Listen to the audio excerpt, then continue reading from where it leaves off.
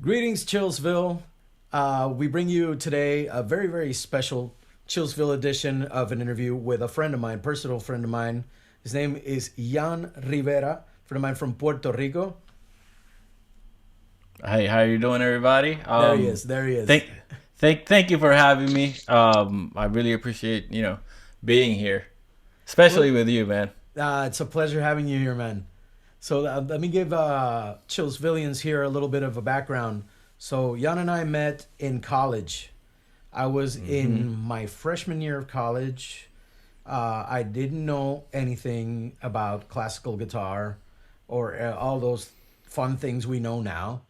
And I was driven to the group because they all like the same music. We all like prog and metal and stuff and kind of gravitated towards each other, and we're like, okay, we're studying classical music, but we love the same stuff. And yeah, we became friends and kind of lost touch after college because there was still, not the big social media presence that there is now. Hmm. And we just kind of reacquainted a little while ago. Definitely, definitely. I mean, I think we were all trying to get something going. And we didn't really have a clue, like you said. Like we were trying to get started somewhere, Yeah. and we like guitar. We love guitar. We wanted to play. Back then, also, it was like if you wanted to study, it was like basically classical was the only option. Yeah. And so a lot of people that went in was like, I don't know much about classical guitar.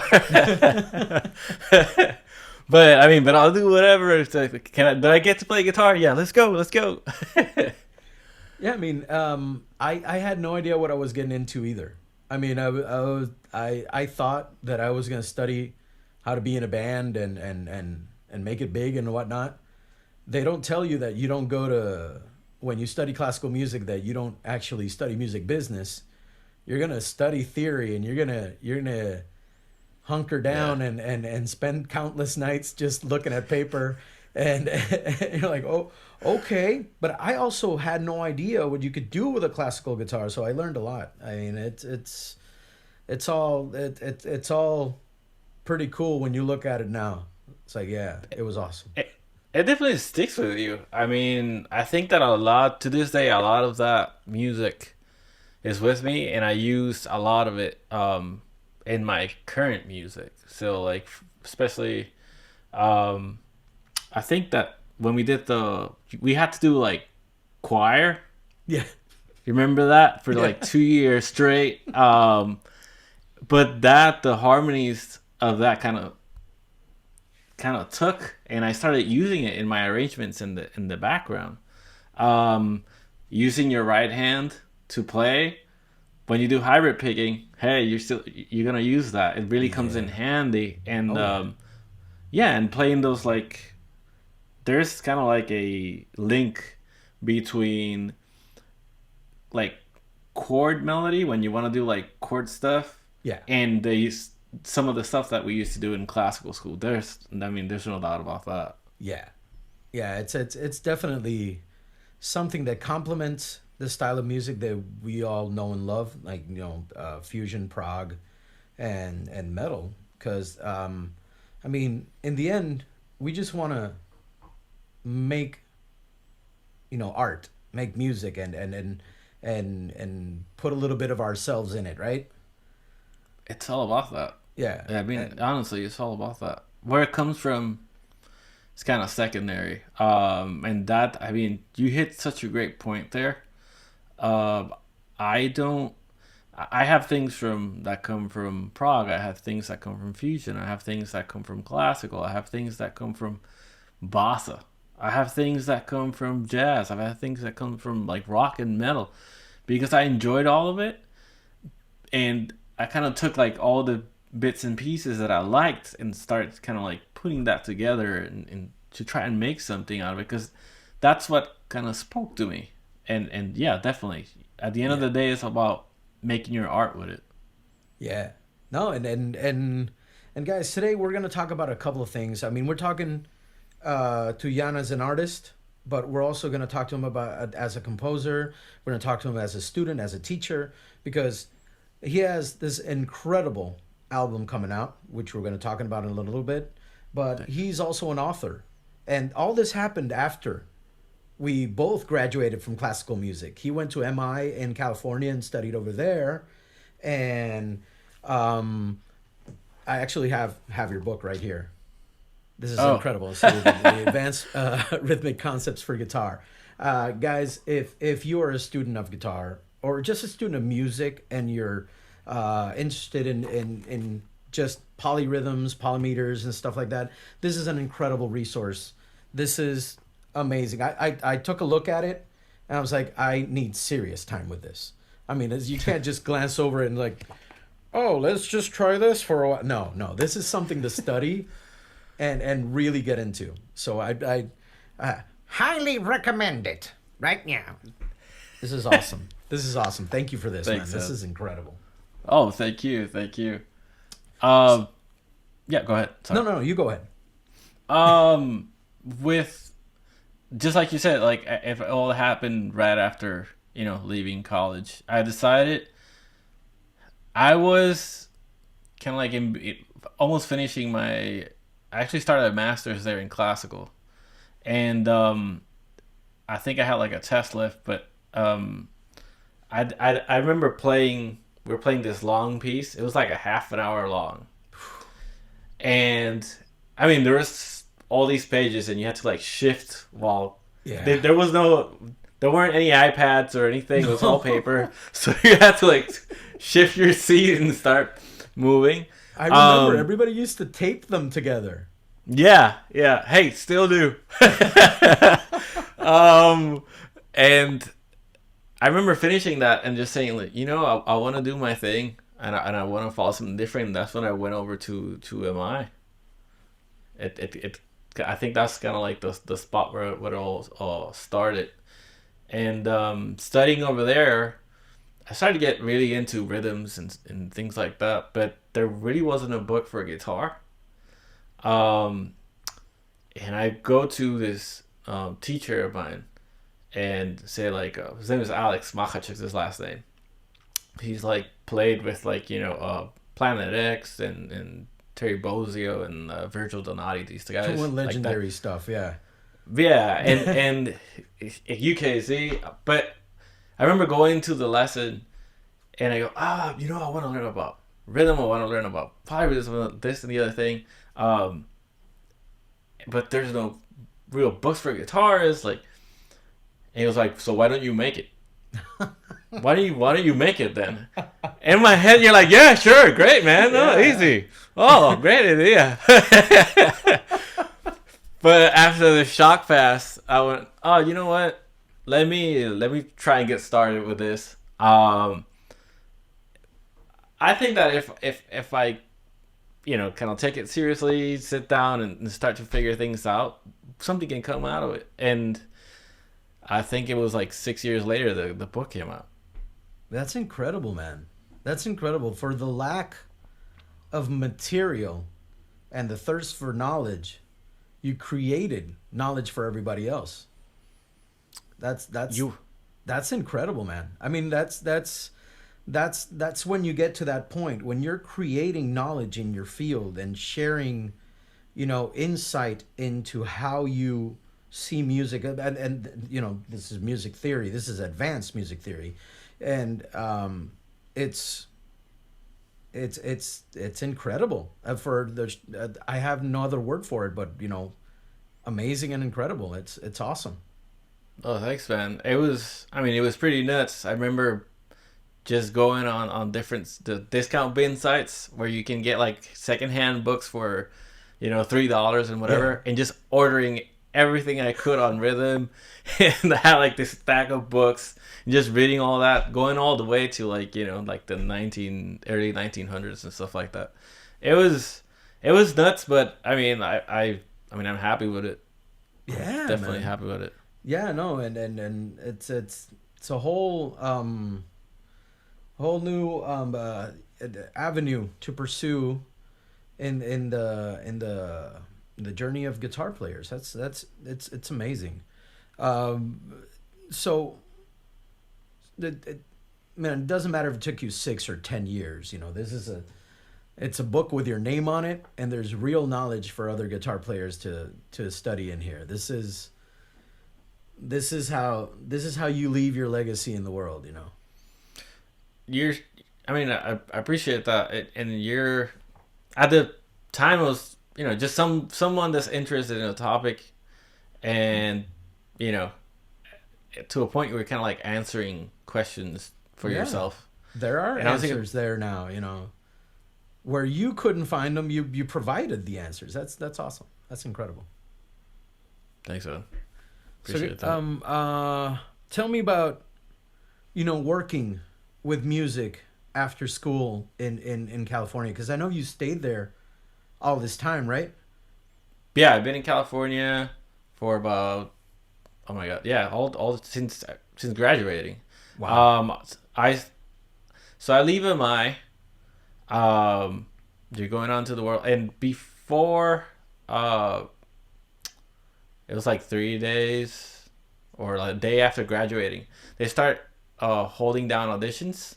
They held out, some auditions took place to become a TA, which is basically you work at the school. All the students go out to play, because the classes there's stages. For those that don't know, there's music stages to go up and play.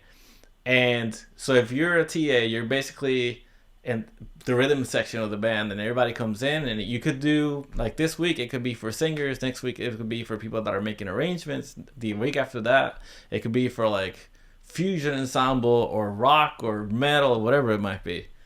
So they started doing auditions, and I don't know, I think it was like 3 days after I graduated, I got the call. I was like, hey, we like what you did in the auditions. Would you like to come and work at MI? And for me, that was like, oh my god. You know what I mean? It's like, would I ever? Yes, right now. It's right. Like, what do you think, little Timmy? Oh boy, oh boy, oh boy. That like, is so cool, man. It's like, of course. And so I started working there. Moved to San Diego, and I actually commuted for some years from, like, it was like 4 hours each way. And finally started working with Fender for Fender guitars. I get this, it was like a random thing, and I get a call, and it's a friend of mine. It's like, hey, Fender's hiring. I was like, for what? Like, to make guitars? Because like, it's Fender. Like, no. Like, they want to make a teaching app. They want to create a teaching app, and they want people to help them write the curriculum. It's like, oh, yeah, that's completely different. Give them a call. And so I did interviews and all that. And I'm like, a little bit of time passed. I'm like, if the Fender, like, they're probably not going to call me. And I got the call. It's like, would you like to come on board? We have this meeting going on, and it was a really cool experience because they brought people in from USC, from Berkeley, from MI, and there was like this table, and we all sat down and started writing, like, designing levels and all that for what later became, Fender's guitar learning app that is still going on today. It's very, very interesting. I started there, and then they called me and was like, do you want to, when the videos come up, we need someone we got reviewers, but we need someone to approve them before they go online. So then I was doing those two things, and then at the end I ended up being at just like, wow, now we need you for something else. I'm like, okay, sure, I'm game. When we shoot them at the studio, it'd be good if we had you there, because then we can kind of assess the errors, like get to the errors before they come in, the mistakes. Yeah. So I sat down with the little sheet music, and and you're kind of like an MD, and you're going like, hey man, like, can we explain this way? Can we explain it the other way? And while doing that, you're also creating patches for their amps. So when you go online, they have like this digital amp. It's a physical, but it connects to the internet. Yeah. And so you can download patches for anything from like Metallica to like I don't know, the Rolling Stones. So like from Wow. here to there, and a lot of those patches I would create, for the songs that they would record when they were gonna teach them, and they went online and you download them. So it's really trippy. You see like, oh, there's all these people downloading. It says like so many downloads and all that. And That wow, is it's so really cool, trippy. man. Like, yeah. Yeah. Wow, man.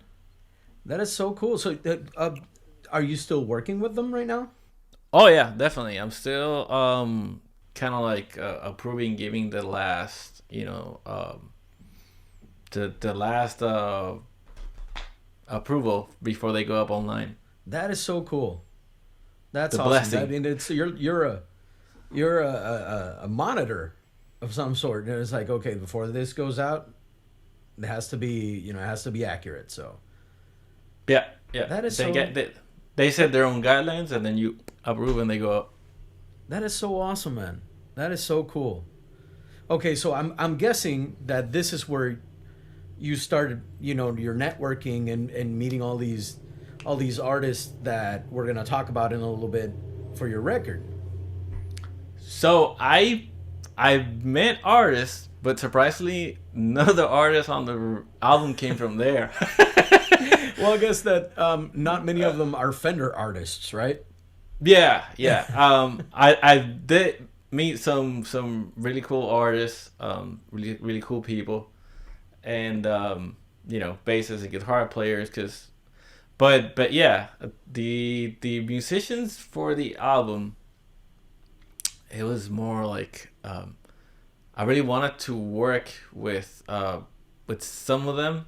I didn't know how, and I actually started like going to some friends and musicians that I know from here that tour and all that, and I'd handed off the sheet music, and there's a drummer that had the sheet music for a while, and he just said, I love the music, but I don't think this is gonna happen. Um, it's a little bit like too involved. I recommend you to go out and find someone else. So that's when I started looking to other people, like Marco Miniman, who plays for the Aristocrats. Um, Might have heard him a couple of times, yeah. yeah, and Steven Wilson, and so I had him in mind. This is the funniest thing. So I had Marco in mind when I actually wrote these tunes. Like, I don't know, 90 something percent of the tunes I wrote, because he was a favorite drummer of mine and all this. But in my head, I'm going, there's no way that he's gonna like this or do this or want to be involved. So I just like started reaching out to other musicians that I kind of knew, and finally I contact him, like just like a cold contact, and explain like, hey, I wrote this book, blah blah blah blah. I'm doing an album. What do you think? Do you like it? He's like, sure, send me the music, and I'll let you know what I think. And I'm like, oh, okay, let's see what happens here. But after a little while, I get this email back. I love the music. I would totally love to be a part of it. Yes, of course, I'll record the album. And that's kind of like how things got started. He was the first person to get involved with it, and So right off the bat, it was you and Marco Miniman. Yeah, yeah. Wow. Right off the bat, he was kind of like the first filter for the music. So guys, to this point, Jan is working on some music and working on his solo album, his first solo album, which is coming out October 14th. It will be a day after this interview airs.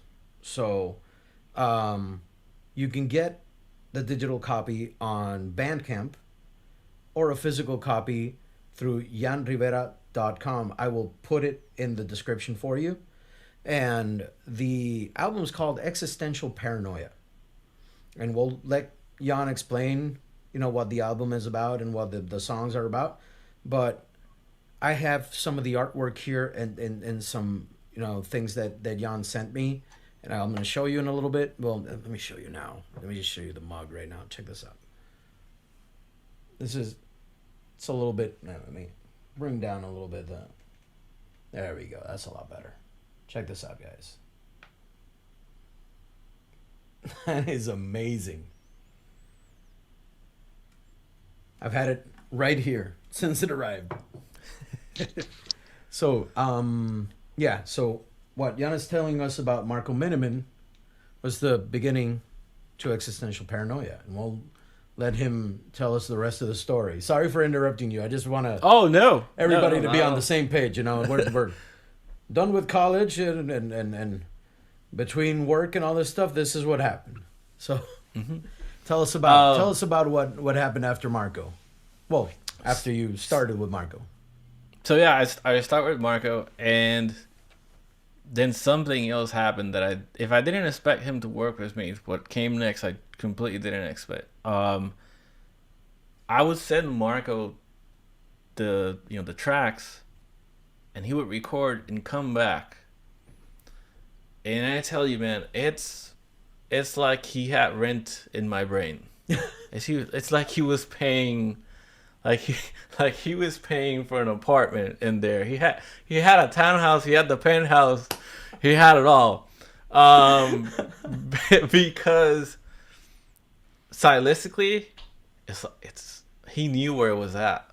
We clicked in a way where he'll still say like, I mean, in a sense, it was almost too easy because he didn't.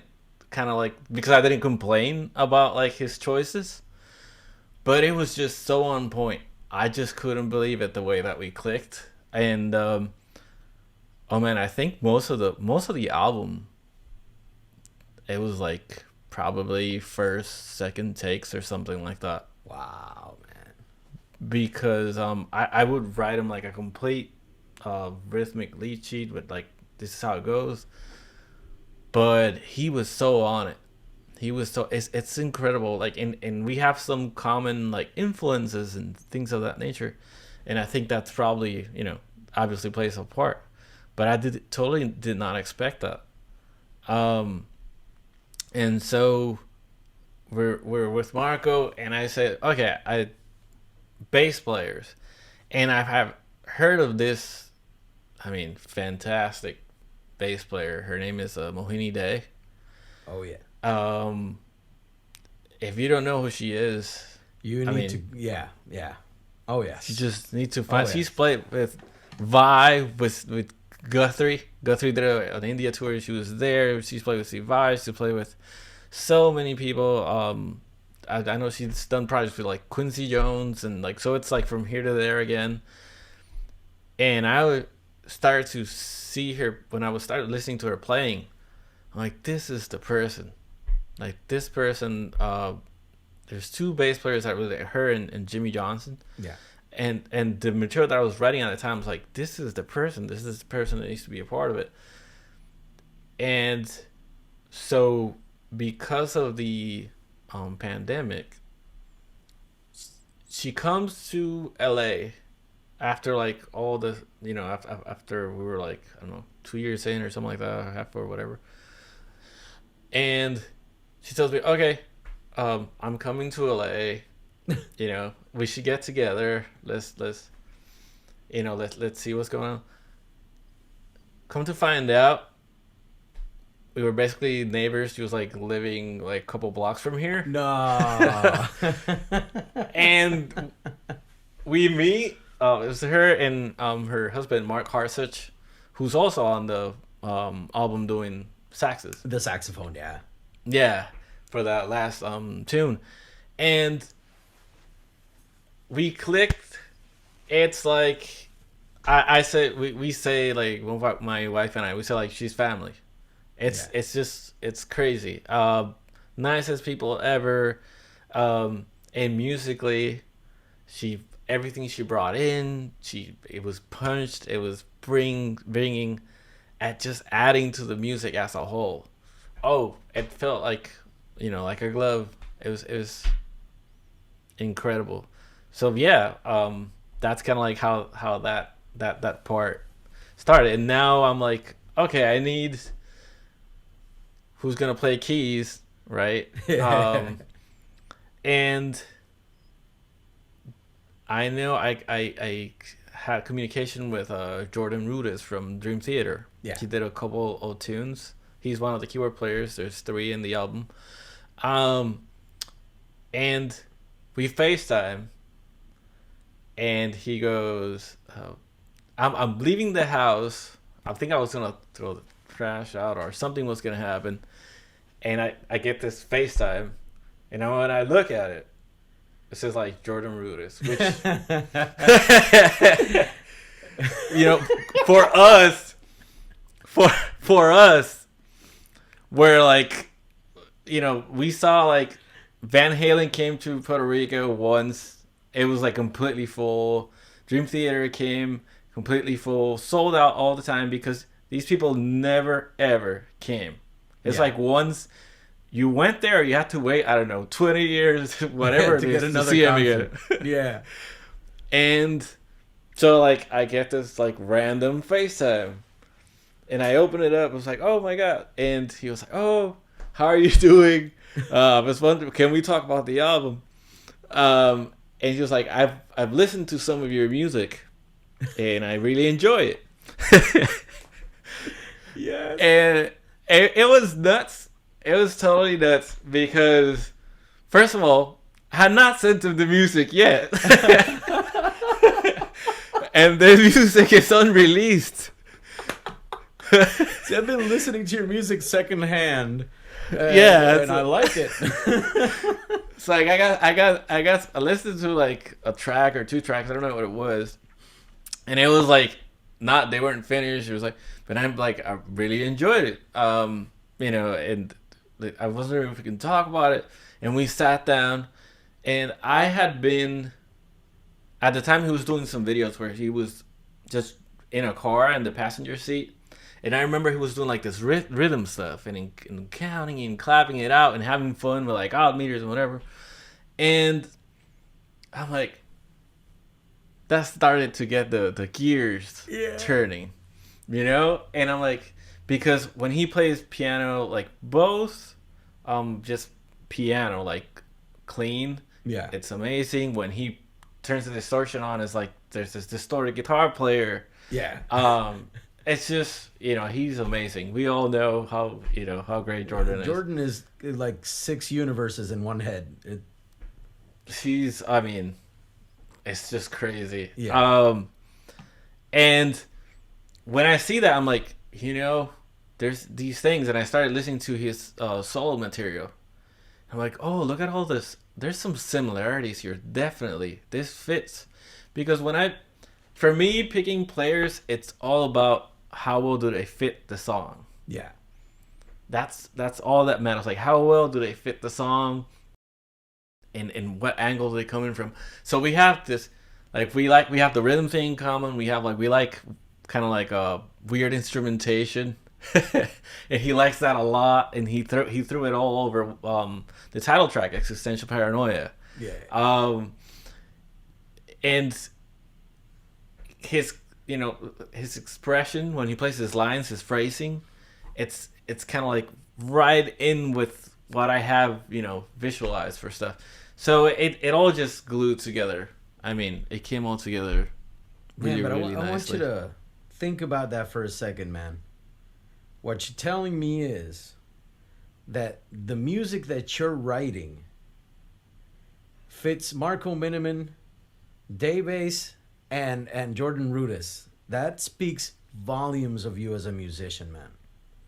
Oh, thanks, man. No. I mean it. You've always been in that pursuit of doing more, and when we were back in college, you'd always have the discipline to get into this and do it correctly.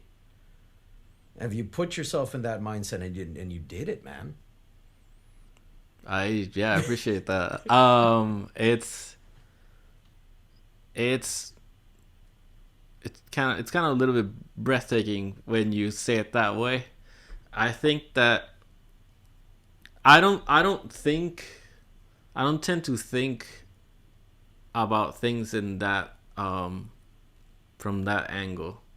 Um because the music is so important, and Yeah. it just it's kind of like my only goal. I think I'm kind of maybe like I get tunnel vision You get about tunnel like vision, yeah. I want the music to be this, and it needs to be this, and it needs to fit, fit. It needs to fit this, and it needs to fit that. To the point where, yeah, I'm not really thinking about myself, and it's funny that you mentioned it that way. That's kind of like a comment that I get from people that know me. That like when you do interviews, you need to talk about yourself more, or what it might be, It's because not like you easy to tend talk about yourself, man. It's not easy. because Yeah. they're like, oh, you tend to like talk about players and this and the other thing, but it's because I enjoy the music so much, and that's kind of like all there is to it. To the point where I have this feeling that when the music goes out and you listen to it, it's almost like it's not yours in a Yeah. sense. You're just listening to this, and it's like, oh, we gotta like before it sounds like we gotta let's do this so it sounds better. Let's do that. So you're just kind of like sharpening it and polishing it and doing that sort of stuff. And then when it comes out, it's its own thing. Yeah. Um, because it's kind of like this idea. Maybe it's the fact that you have this idea in your head, and then you're not seeing it as being you. I don't Definitely. know. Definitely. Yeah. And then it goes out. Yeah. Yeah, but I think you've done an incredible job at this, man. I mean, this is the dream. Like I mentioned before, this is the dream, and right now you're living it, bro. And you have to enjoy every single second of it. I mean, and I know it's really hard to put yourself in that situation because we don't get up in the morning and say like, oh, I'm going to compose in the level of Jordan Rudess today, you know. But, you know, it's like, That'd be pretty. Yeah. that's very, very, very mom's theme of me, you know.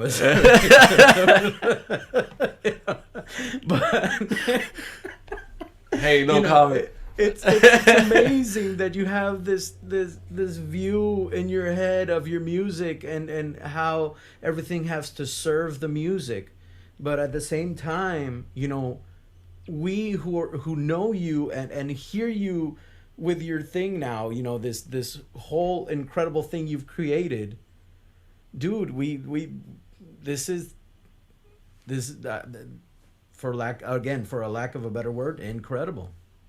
Oh, and I appreciate it, and I hear you. I don't want you to think that I'm like dismissing it or anything like that. Oh That's no no not it no at no no, all. not at all. Um, I just I understand what you're trying to tell me. yeah, no, it's humbling. Like definitely when you work with certain musicians, and you know, I remember, you know, getting off that first, you know, FaceTime call, you're just kind of like in shock. When you kind of first learned that you're gonna work with these people that you didn't get to see at all, let alone like you wouldn't even dream about. Like you had the dream, but in the back of your head you're just like, oh, I'm here, like it's so far away, these people don't even come here, like there's zero access. Like how is that gonna happen?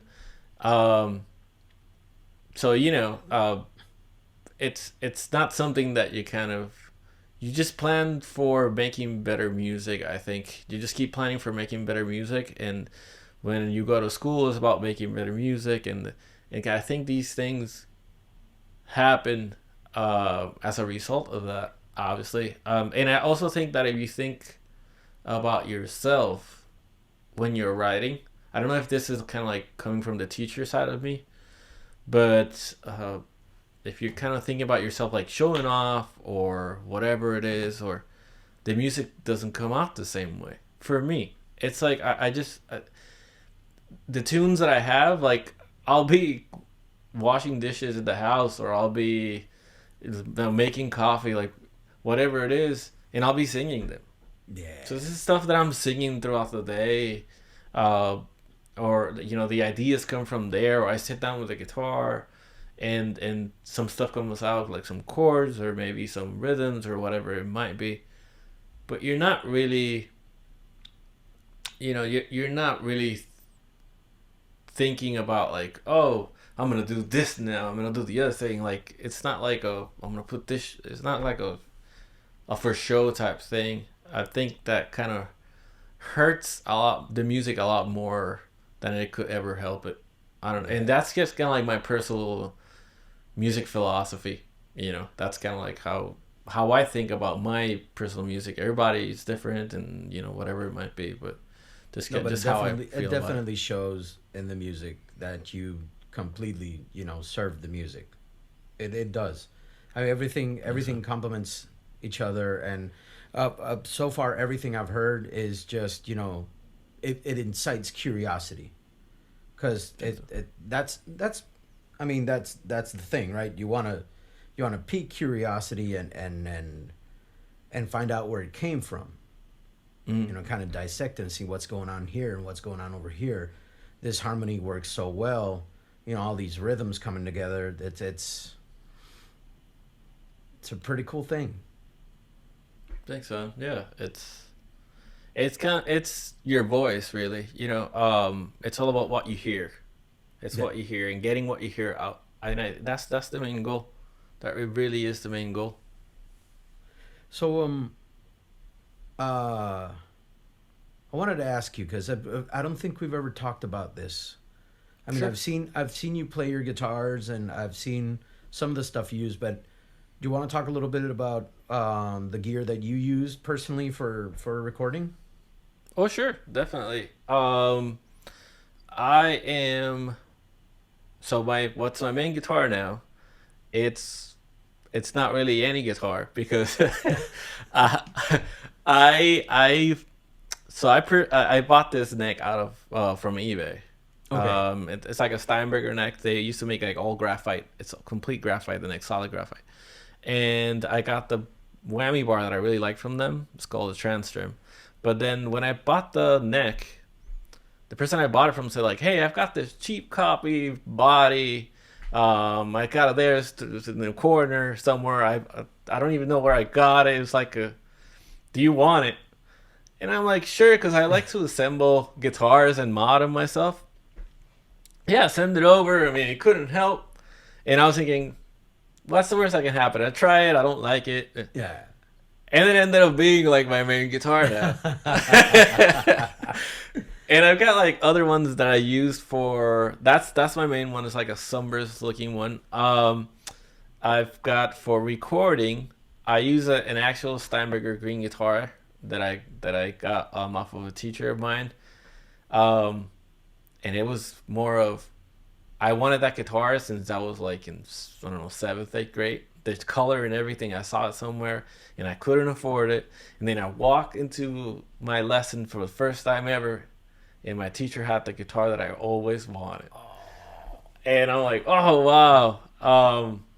But then um, he decided to sell it because he got us. He's endorsed by Strandberg now. Okay. So he's like, I'm not gonna use it anymore. It's been in a closet. And like, would have you ever thought about selling it?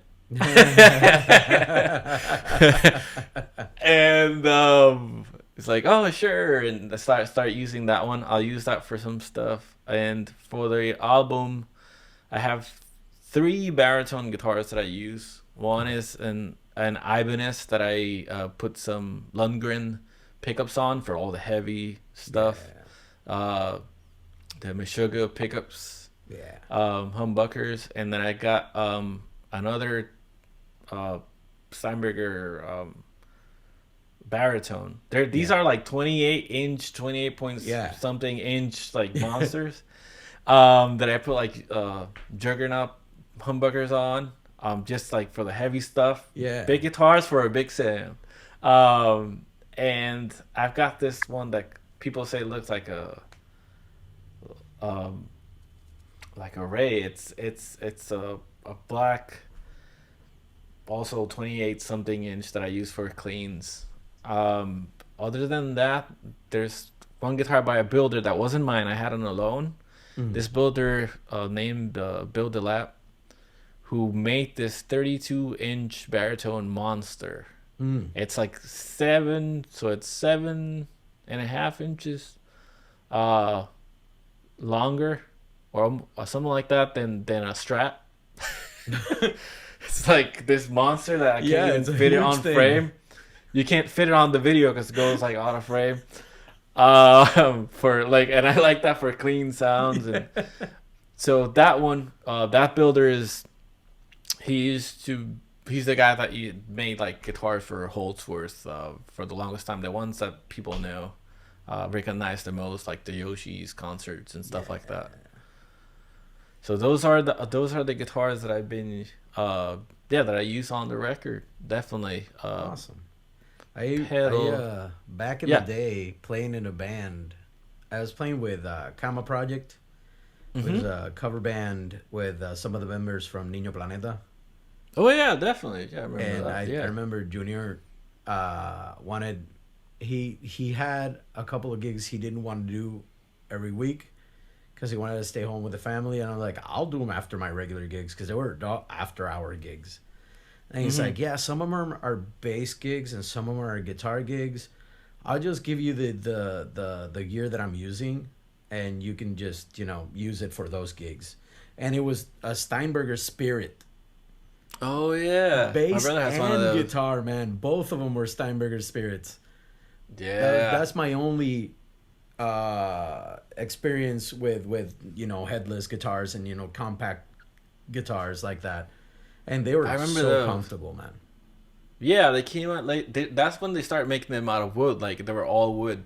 Yeah. But yeah, there was some of them that were like completely. The body was like carbon fiber or something like that, yeah. and then the neck was graphite or. Yeah, I never had one of those, but no, I know my brother has one of those. Yeah, it was pretty cool. It was pretty cool. That's I definitely like to get one in the future if I ever come across one, because right now it's all about nostalgia. Yeah, definitely. So I know that you practically assembled the dream team to make your record. And it's like the Avengers of music coming to your record, but even if we get an alignment of the planets and destiny upon us, do you have any plans, or would you like to present this live at some point? Yeah, it's in talks. We've talked about it. Not everybody, because there's other guys like Gary Husband, who played with John McLaughlin and Holdsworth Band. There's Jamie Johnson, who's played with like Holdsworth Band as well. Chris Clark, out of the Virgil Donati Band, he plays keys. I don't want to leave anyone out. Of Neely Brosh, very important. She plays with Danny Elfman, the Danny Elfman Band, solo stuff. She used to play with Tony McAlpine a while ago.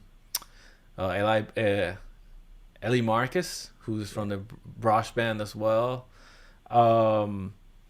There is, I really hope I'm not leaving anybody out. I think, and my brother Juan Antonio, who's a amazing guitarist. Oh yes. He's on the title. He's on the title track with Marco, Mo, and Jordan. And so you'll see him play. He's just a scary player, man. Oh yeah. He's a scary player. So that's also I went didn't to know. I didn't know your brother when we were in college, man. Mm-hmm. I got to know him over Instagram. Oh, do you know how I knew this is like you starting out? He wanted like show me some things because I'm interested in guitar. So I was like, okay, yeah, here's a couple things. But then I go to school. You live in another town, and one day I think he was 16, And we had like a little extra, not nothing, like a tiny room that we made with our own hands and whatever, nothing big. And I go like, oh, look, my brother's listening to Jason Becker play. He's playing he's playing Serrana. And when I go into the thing, it's him playing. And he was 16. I'm like, what the? And this is how I found out that he could that what he had been up to, like when I was out in college and whatever. Wow, Yeah, man. scary. Yeah, Scary, no, man. he's an incredible player, and we at some point we got to get Juan Antonio in here as well. Oh, definitely. Yeah, we got to get him in Chillsville sometime. We had talked about doing some stuff as well, so Yeah. it will definitely bring him on. Man, yeah. But I heard him on Instagram through Friends in Common, mhm. and I followed him for months and months and months and months and months. And I don't remember who it was, man. I think I was in Puerto Rico doing a tour, like for like 3 weeks or something. And I showed it to a friend of mine. And I was like, dude, this Puerto Rican guy. And he's like, yeah, he's Jan's brother. And I'm like, Jan Rivera. Like, went to school with me in the university. Yeah, dude. Okay, and I'm like, oh, clockworks. Yeah, it's just yeah, dude. You both have that thing, which is But destroying the guitars. I mean, yeah, it's not. He also went to MI. He did taught at like a Berkeley school in Puerto Rico and all that. Yeah. I have his book too. Oh yes. Yeah. Yeah. Oh yeah. Author. I mean, the works then. Yeah, and going a little bit back to the tour. So we're in talks. It's definitely my plan is to tour the album. But it's kind of like a diaper stage, you know. We're talking through things and seeing where we can go, what the support would be like, that type of deal. So, support us so we can go see you at any town, anywhere. We will go wherever we are welcomed. Yeah. Definitely. Yeah, real physical record sales and digital sales, they both support the artist so much like you have no idea. And this is the way they fund, this is the way they fund everything. Tours, more recordings, other collaborations. So if you really want to support music, go check out that Bandcamp, janrivera.com, and mixed them up. Go to Bandcamp and get the record, and then go to janrivera.com and get a physical record. There's something about having a product in your hand. I'm never gonna get over that. Just opening it, seeing the art. The art for all this stuff is incredible, by the way. Let me see if this won't shine too much. But I want to show you this. Oh, there we go. That's a lot better. Let me bring it in there. This is a pick tin, guys. If you're a guitar player, you know what a pick tin is. Look at that art, man. There we go. There we go. That's a lot better. Yeah, the ring light is not doing me any favors when I do close-ups. So, anyway, I will post all of these links in the description for you, so you guys can find your way to this record. And I know that most of the Chillsville audience that come to these interviews, because this is very different from what I do day to day. I'm a cover musician. That's what I do. I like to entertain, and prog music and metal is my chocolate. That's why I indulge in when it's my turn to consume music. And that's why I've focused, this interview series in musicians and players that love to make the music that I love to listen to. So,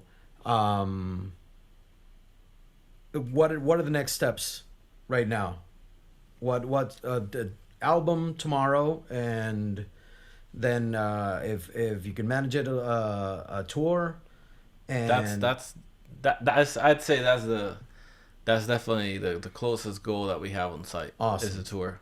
And Is I a know tour. that music it's a non-stop thing, so I'm guessing you have already, you know, started composing other things or Oh, started thinking definitely. about. There's this.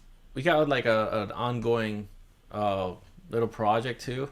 Um, that's called Rhythmic Shenanigans that I post on YouTube every. Yeah, we're always up to shenanigans over here. Yeah, man.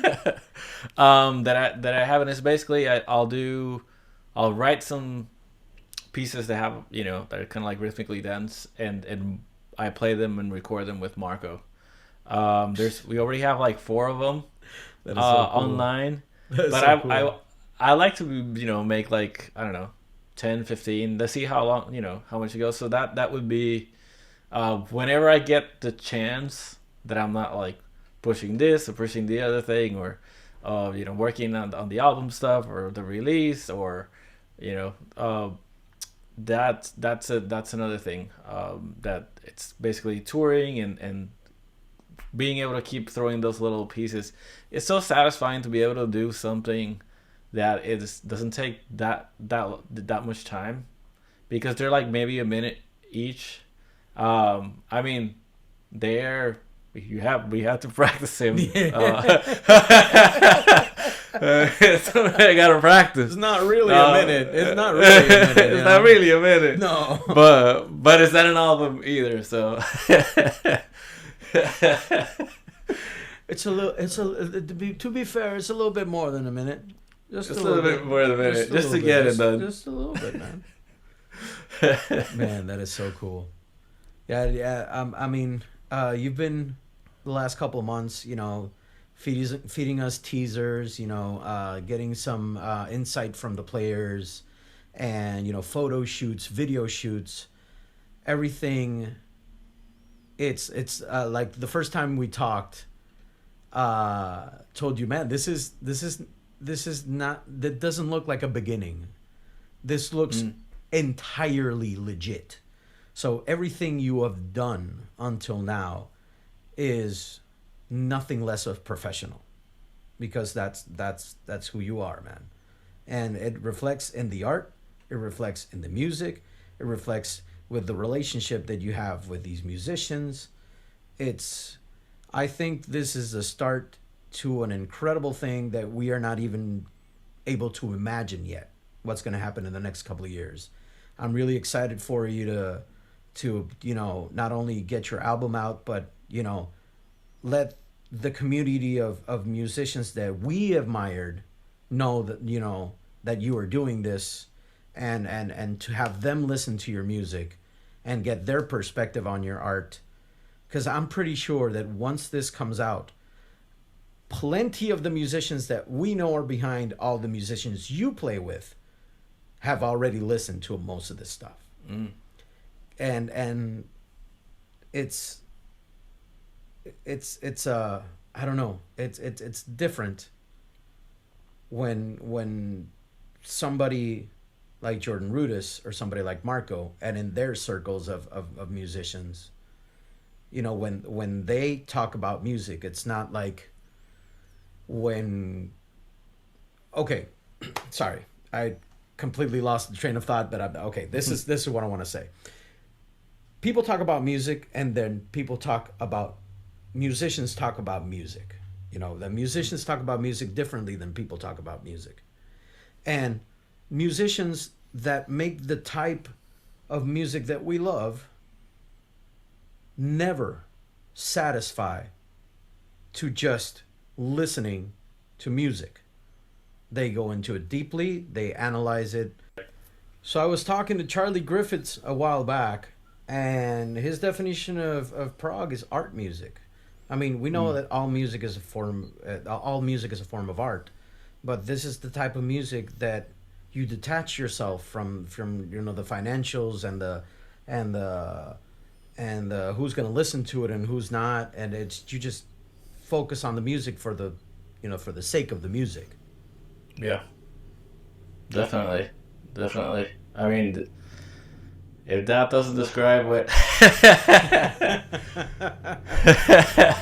Yeah, man, and yeah, I'm really excited to share this with a bunch of people. I know that a lot of people here at Chillsville are gonna love it, and I'm gonna, as soon as I get my ducks in a row and start recording my stuff, I'm gonna call you so you can play on my record.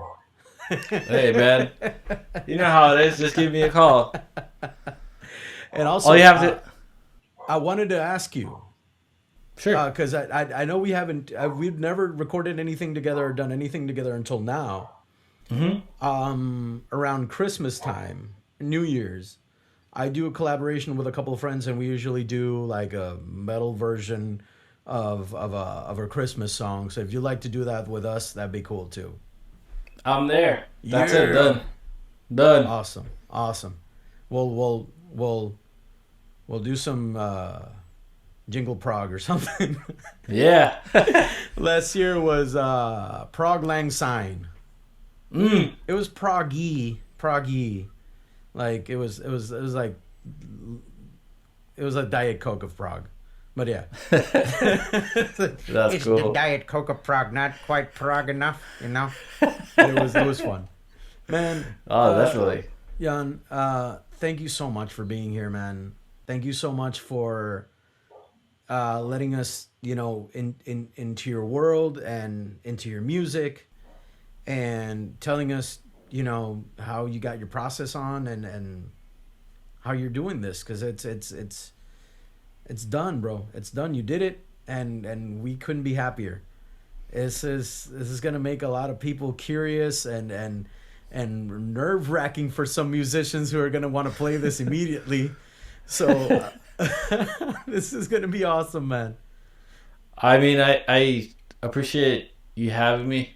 Um, and I gotta say, like, some things hit closer to home because with you, you know, like the amount of time that has gone into this, the years and Yeah, like that whole trajectory. You have a, coming. We stay at the same place. We grew up at the same island, and just like traveling all the way to the states, and what all that really means. yeah, So like knowing that you have that appreciation because we've had similar, um, you know, similar paths that way, and yeah. and and I feel the same thing when I watch you with your channel and all the things that you've done and how, you know, it's like, it's like, oh my god, like look at Fernand, like, and I know it goes the same way because the way we were even back then, everything good that happened to the other one, it was like,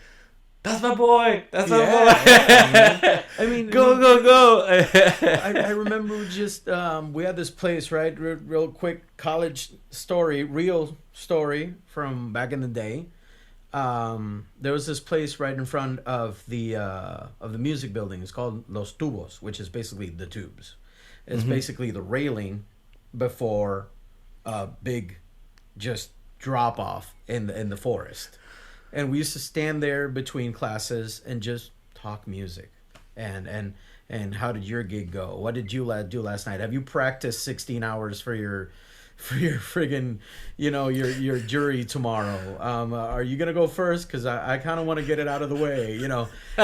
All all of this stuff, man. We went through all of this together. And are you playing at a recital? I have to play. I haven't played yet. This Yeah. this is all incredible to see where all our different lives have led us with the same path, which is music.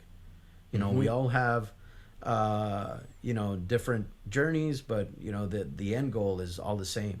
To share music with the world, and I think you've done that with excellence, man. I mean, hey, same to you. I Thank you, bro. appreciate you. I appreciate what you do, definitely. Thank you, And brother. Thank you so much for just letting us again, for letting us being part of your process and of your story. And we'll make sure that not only Chillsville, but everybody that comes across our community sees this and hears your music.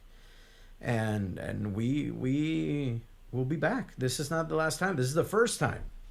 Yeah, So definitely. this is the beginning of the story, and we will definitely catch up at some point and let you know how Jan is doing, and make sure that you check out the description, because not only the Bandcamp and his .com are down there, but we'll also have all his socials. Following him on Instagram, he puts out a lot of valuable content, and if you're an enthusiast of music, guitars, or just have a curiosity for it, do yourself a favor and click on those But links.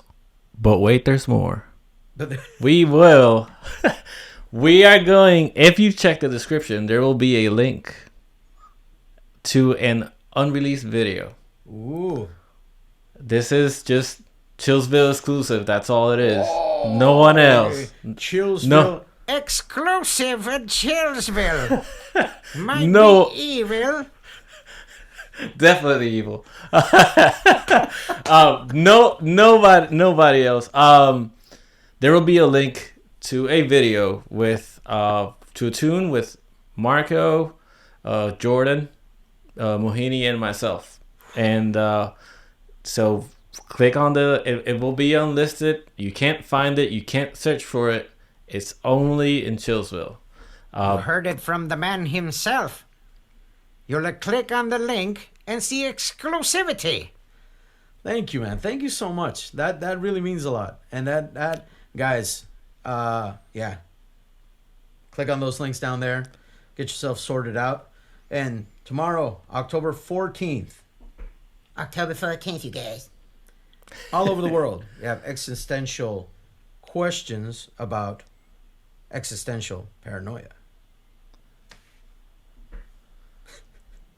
I don't know if that works, but sounded cool. It sounded cooler in my head. Yeah, we're good. They're good, Anyway, man. guys, We're good. Thank you so much, Jan. We appreciate you, man. Thank you so much for everything. Thank you for being here at ChillsVille and hanging out. Yeah, thank you. I appreciate it. Guys, Jan Rivera. Saw him here, ChillsVille. Go get to know him. Go click on his links. And make sure you watch that video and get yourself a copy tomorrow. All right? At ChillsVille, until next time, we'll see you.